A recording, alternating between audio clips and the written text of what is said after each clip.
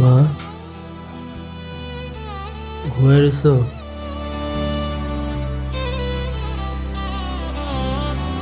আমি আজকে চলে যেতেছি মা।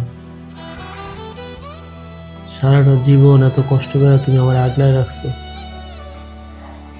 আমি তোমার নিজের সন্তান না, তারপরেও ছোটবেলা থেকে এই পর্যন্ত আমার বড় করছো।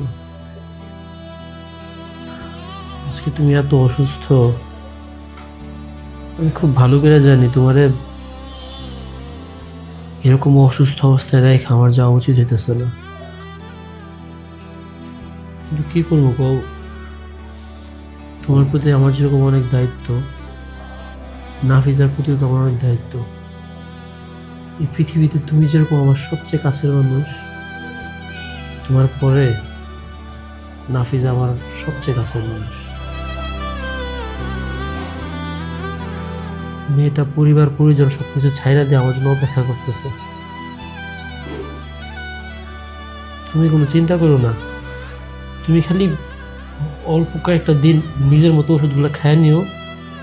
চারদিকে সবকিছু নর্মাল হয়ে গেলে আমি নাফিজার নিয়ে বাড়িতে চলে আসবো। তারপর দেখবার সবকিছু ঠিক হয়ে যাবে। নাফিজা নিজের হাতে প্রতিদিন তোমাকে ওষুধ খাওয়াই দিব, তোমার অনেক যত্ন করব, সবকিছু ঠিক হয়ে যাবে।